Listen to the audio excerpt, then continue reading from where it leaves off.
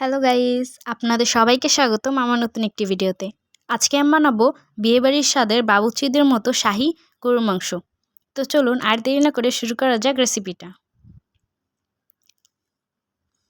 এখানে আমি নিয়েছি চীনাবাদাম 20টা, কাঠবাদাম 10টা, জয়ফল একটার অর্ধেক, শাহী জিরা, গোলমরিচ এবং কিছু জয়ত্রী পোস্তদানা। এগুলোকে একটা ব্লেন্ডারে দিয়ে ভালো করে একটা পেস্ট বানিয়ে নেব। এখানে মাংস নিয়েছি 3 কেজি। চুলায় একটা হাঁড়ি বসিয়ে তাতে আমি দিয়ে দিব 150 গ্রাম তেল। তেলটা যখন ভালো করে গরম হয়ে আসবে এই পর্যায়ে এখানে দিয়ে দিব 7-8টার মতো লবঙ্গ এবং 10-12টার মতো এলাচ আর কিছুটা দারুচিনি দিয়ে এগুলোকে ভালো করে ভেজে নিব। এখন এখানে 4টা তেজপাতা ছিঁড়ে দিয়ে দিব। এটাকে ভালো করে নেড়েচেড়ে হালকা একটু ঘ্রাণ ছড়ানো পর্যন্ত অপেক্ষা করব। যখন এগুলো থেকে একটা সুন্দর ঘ্রাণ বের হওয়া শুরু হবে সেই পর্যায়ে এখানে দিয়ে দিব পেঁয়াজ কুচি 3 কাপ।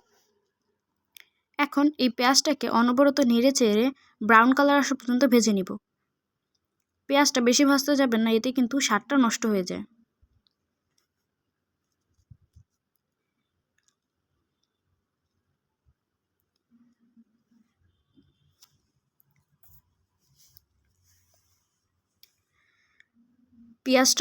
পেঁয়াজটা যখন এরকম ব্রাউন হয়ে আসবে সেই পর্যায়ে দিয়ে দিব 1/2 কাপ জিরা বাটা এবং 1.5 কাপ আদা রসুন বাটা দিয়ে দিব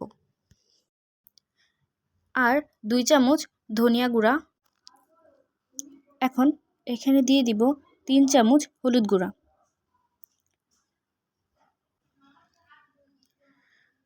এখন এখানে দিয়ে দিব মরিচ গুঁড়া 4 চামচ। আপনারা আপনাদের স্বাদ মতো মরিচটা কমিয়ে অথবা বাড়িয়ে নিতে পারেন। আর 2 চামচ লবণ দিয়ে দিব। এখন এই সবগুলোকে ভালো করে মিশিয়ে নিব।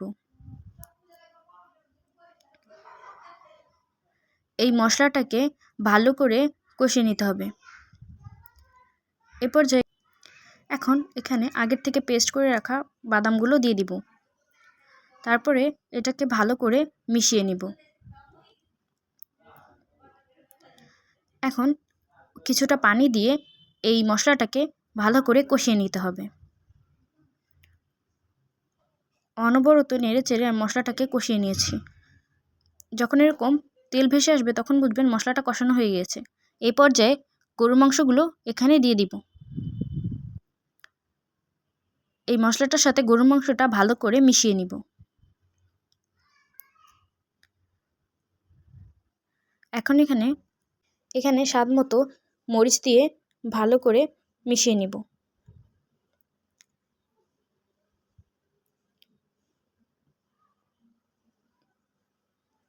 ভালো করে মেশানো হয়ে গেলে এখন এটাকে ঢাকনা দিয়ে ঢেকে রেখে দিব কিছুক্ষণের জন্য।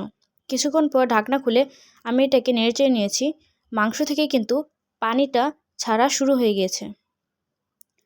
এখন ভালো করে নেড়েচেড়ে আবার ঢাকনা দিয়ে ঢেকে রেখে দিব। অবশ্যই কিছুক্ষণ পর পর ঢাকনা খুলে নেড়েচেড়ে নেবেন, নাহলে কিন্তু তলায় লেগে যাবে।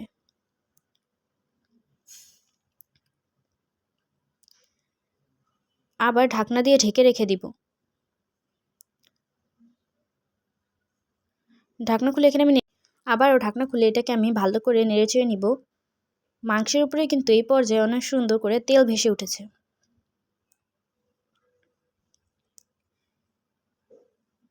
এখন ভালো করে নেড়েচেড়ে আবার ঢাকনা দিয়ে ঢেকে রেখে দিব কিছুক্ষণের জন্য। ঢাকনা খুলে এখানে আমি দিয়ে দিব টক দই। এখানে 1/3 কাপ টক দই দিয়েছি আর কিছুটা টমেটো সস। এই টমেটো সস দিলে কিন্তু স্বাদটা অনেক গুণে বেড়ে যায়। এখন এই দুই জিনিসগুলোকে ভালো করে মিশিয়ে ঢাকনা দিয়ে ঢেকে রেখে দিব। আবারও কিছুক্ষণ পর আমি ঢাকনাটা খুলে ভালো করে নেড়েচেড়ে নিয়েছি। এখনও পর্যন্ত কিন্তু আমি কোনো পানি ব্যবহার করিনি। এই পর্যায়ে এখানে আমি 2 লিটার গরম পানি দিয়ে দিব। এই পানিটা দিয়ে এই মাংসটাকে ভালো করে সেদ্ধ করে নিতে হবে। এখন এটাকে ঢাকনা দিয়ে ঢেকে রেখে দিব। কিছুক্ষণ পর পর অবশ্যই ঢাকনা খুলে নেড়ে নেবেন। এখানে আমার মাংসটা প্রায় হয়ে এসেছে। আমি এই পর্যায়ে 1 চামচ ঘি দিয়ে দিব। এই ঘিয়ের কারণে কিন্তু অনেক সুন্দর একটা ফ্লেভার আসে। ঘিটা দিয়ে ভালো করে নেড়েচেড়ে মিশিয়ে আবারও ঢাকনা দিয়ে ঢেকে রেখে দিব। এখানে 1 চামচ জিরার গুঁড়া উপর থেকে ছিটিয়ে দিব আর কিছুটা পেঁয়াজ বেরেস্তা। এগুলো দিয়ে ভালো করে মিশিয়ে নিব।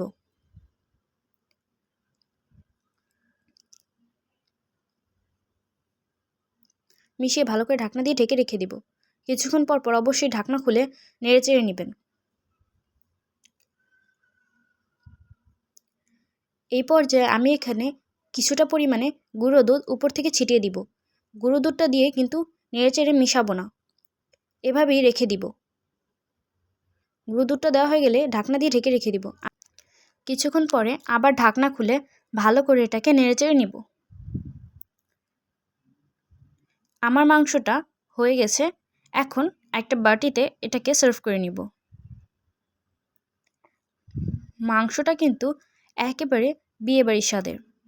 আপনারা অবশ্যই বাসায় ট্রাই করবেন এবং আমাকে জানাবেন কেমন হলো। ভিডিওটি ভালো লাগলে লাইক করে দিবেন এবং সাবস্ক্রাইব করে পাশেই থাকবেন। আল্লাহ হাফেজ।